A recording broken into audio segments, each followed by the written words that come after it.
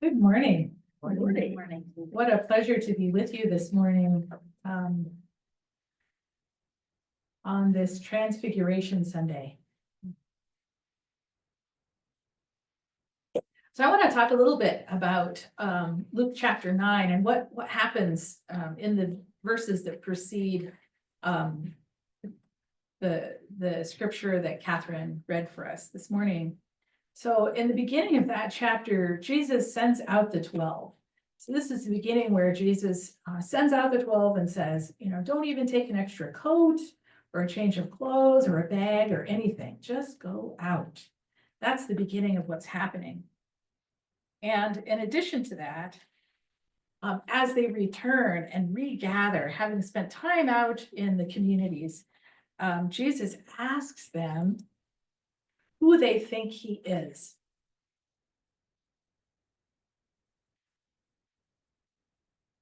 And in that time of asking, there are various thoughts that are put forward. Oh, what are people saying about me? And well, there are people who think that you're John the Baptist reborn or you're Elijah reborn. And the disciples say, you are the Messiah. And so that's the conversation that is preceding the verses that Catherine read. So just kind of the context of what's happening as Jesus then ascends to the mountaintop.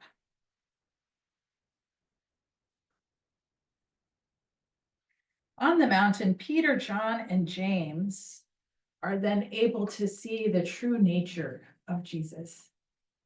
So I think this is really interesting. There's an elder, Mark McDonald, who has taught me this. He's the bishop and then the archbishop for Indigenous people in Canada for the Anglican Church of Canada. And he taught me many years ago that when Moses was able to see the burning bush, that is to say the bush burning but not consumed, what was actually happening there was that Moses was seeing the true nature of that bush. So the miracle was not this bush burning. The miracle was that Moses could see it. And on the mountaintop, this is the same process that's happening from my point of view for these disciples that get to be there. They see the true nature of Jesus blazing all the time. But in this moment, they have the opportunity to see that true nature. I'm just going to read this text because it's so beautiful. As he was praying, the appearance of his face changed and his clothes became as bright as a flash of lightning. And two men, Moses and Elijah, appeared in glorious splendor, talking with Jesus. So just think about it for a moment. Glorious splendor. They spoke about his departure, which he was about to bring to fulfillment at Jerusalem. And Peter and his companions were very sleepy. I was meditating on this last night. They were kind of wanting to tune out for this. I mean, keep in mind, they were just coming from the road and that they had just climbed a mountain. And they're really sleepy. But when they became fully awake, they saw his glory and the two men standing with him. And as the men were leaving Jesus, Peter said to him, Master, it is good for us to be here. Let us put up 3 shelters, one for you, one for Moses, and one for Elijah. And then it says in parentheses, he did not know what he was saying. Has that ever bothered you? What was wrong with putting up, a monument to Jesus and Moses and Elijah? Whoever is writing this says in parentheses, he did not know what he was saying, like cringe. This is not a good thing to say, right? Why not? I mean, I don't know. I'm going to leave that question with you. I want you to think about it though, truly. Why is it wrong thinking to erect a monument to what these disciples have just seen? They just saw the glory of God, right? Like, did they not just see Jesus in his true form? And Moses and Elijah, oh my goodness, it's amazing. The transfiguration. So I guess I would say from a cosmological point of view, we use this word cosmology in Indigenous communities.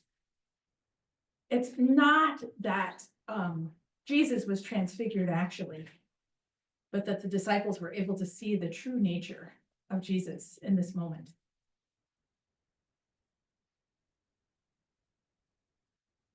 All right. Then the next section. Jesus' role is actually made clear by the voice in the cloud. Keep in mind, in the preceding verses, Jesus is asking them, who do they say that I am? And the disciples finish on, well, you're the Messiah. But now they have new information that is coming from a voice in a cloud. And here's that text. While he was speaking, a cloud appeared and covered them, and they were afraid as they entered the cloud. A voice came from the cloud saying, "This is my son, whom I have chosen. Listen to him." So Jesus here is revealed not simply the Messiah, but the Son of God. Hey, this is a big day for the disciples that are able to be present and see this.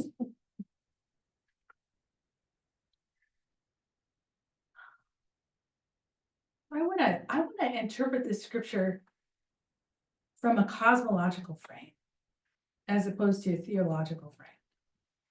So what is theology anyway? Anything with ology on the end of it is the study of. So theos, the study of God.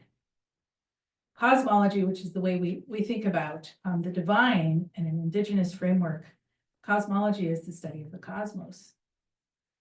And the way I like to think about this, it's quite a different way of seeing the world, is that in the dominant culture that I was raised in, and most of us here are raised in the United States, not all of us, but most of us raised in the US dominant culture, have been trained that truth is what we can verify with our senses, the five senses, right? So empiricism, we call that the scientific method.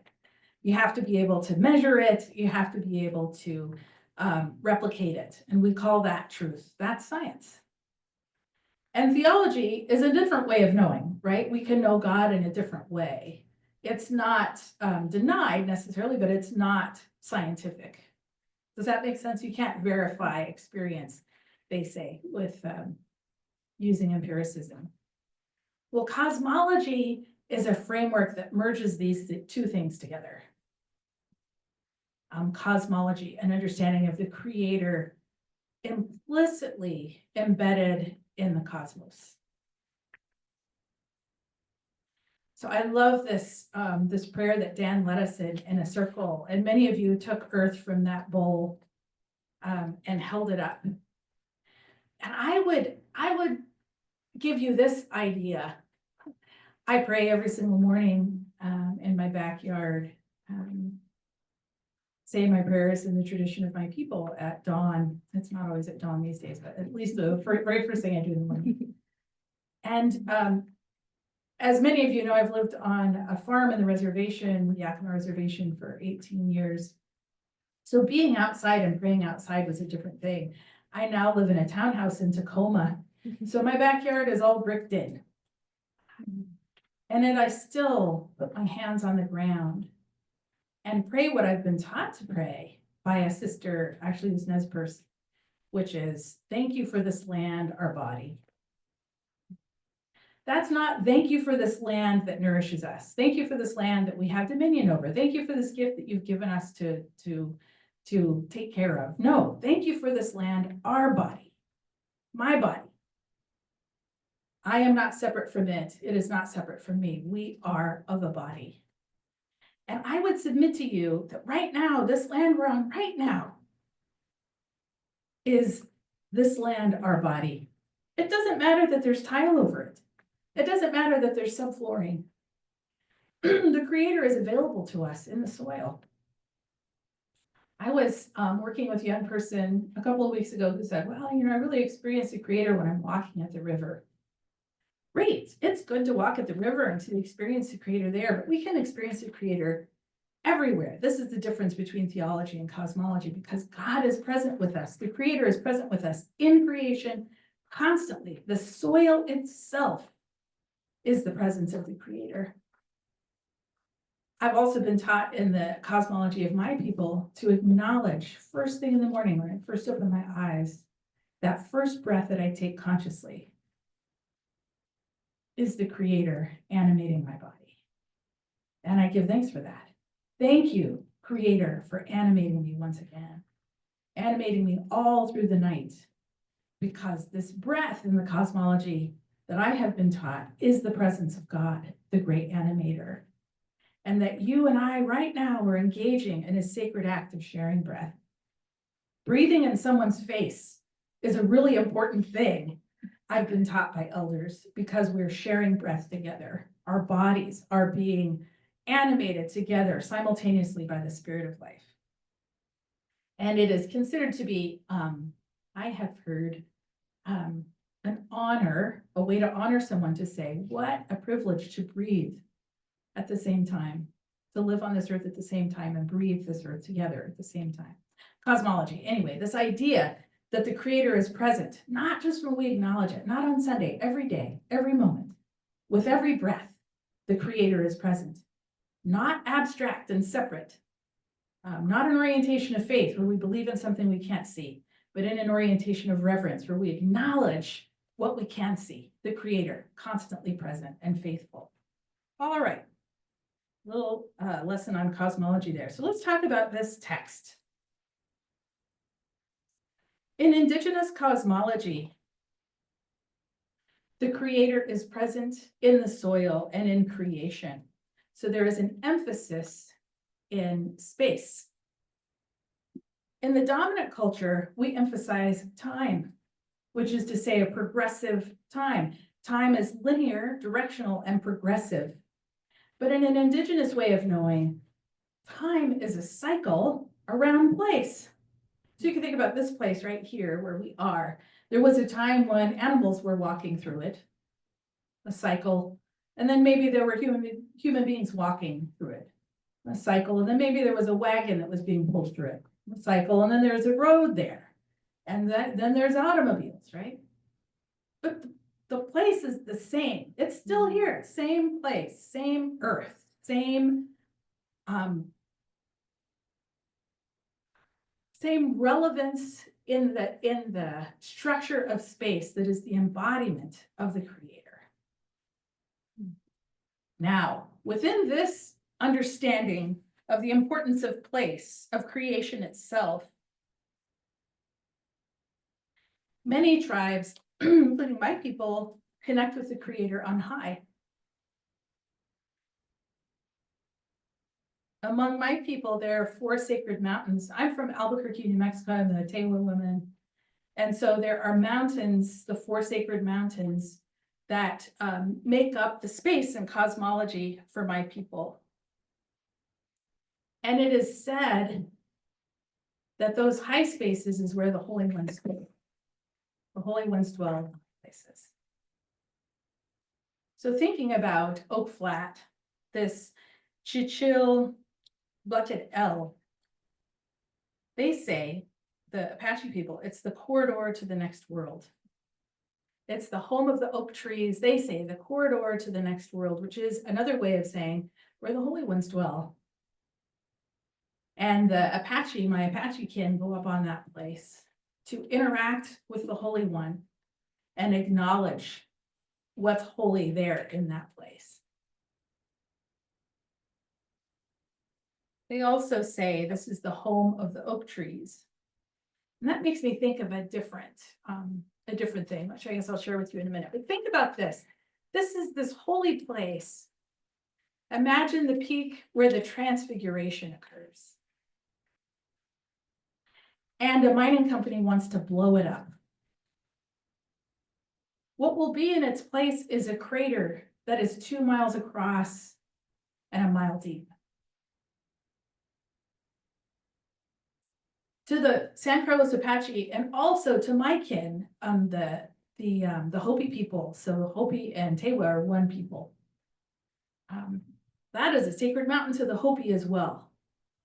This is where the people go to experience and acknowledge and interact with the Holy One. And it is about to be blown up by a mining company for profit.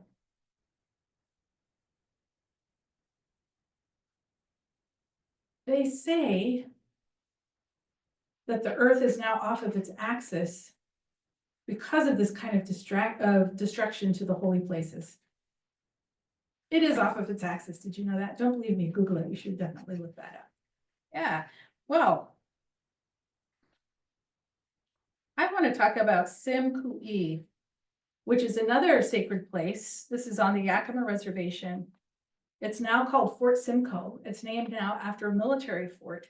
It's an oasis of oak trees in the desert, similar to the place at Oak Flat. There are natural springs there, and it is the place where many tribes came together over centuries of interaction at this holy sacred place that the United States put a garrison on and then put a concentration camp for 80 years.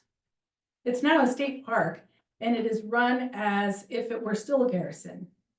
That's the most important thing that ever happened there, is the military might of the United States. Think about that sacred place where there are actually bodies of children buried, illegally buried, wrongfully buried under the asphalt of this pretend garrison.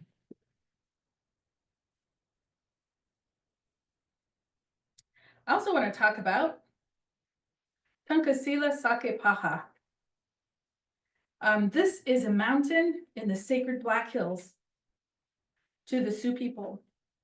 It's called for the 6 grandfathers, and those 6 grandfathers are the cardinal directions: north, south, east, west, above, and nadir. And the United States etched onto that rock face a monument to empire that is Mount Rushmore. Why was it weird or strange or bad to imagine erecting 3 structures on this mountaintop during the transfiguration? We have opted as a society to erect a copper mine at Oak Flat, a garrison at Fort Simcoe, Mount Rushmore, and the holy place, the grandfather's place in the Black Hills, the sacred Black Hills. I guess I just wonder, and I submit for you to consider, why that is apostasy from the worldview of my people. It is not just sacrilege. It is uncreation. Creation is the unfolding of the natural world, the nature, the divine power. They say, or Paul says in Romans chapter 1, verse 20, the eternal and divine nature of God expressed in creation. This process of creation that's ongoing. And these things that I'm talking about is uncreation. In the cosmology of my people. Why?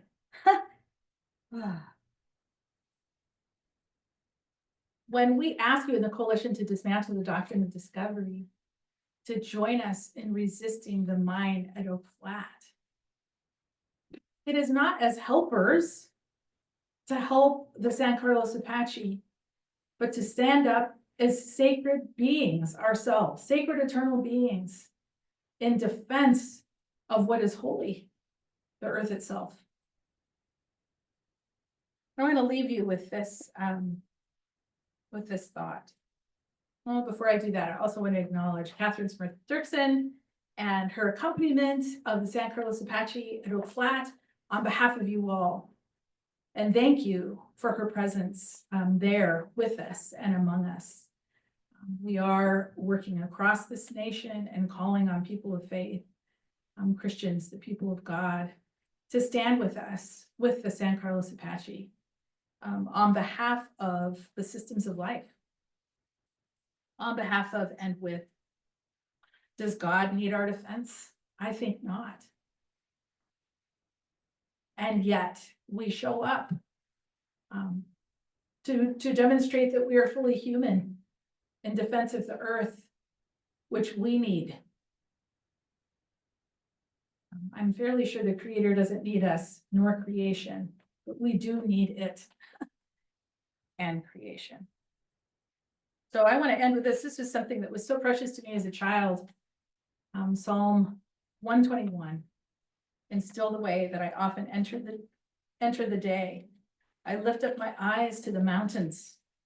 Where does my help come from? My help comes from the Lord, the maker of heaven and earth.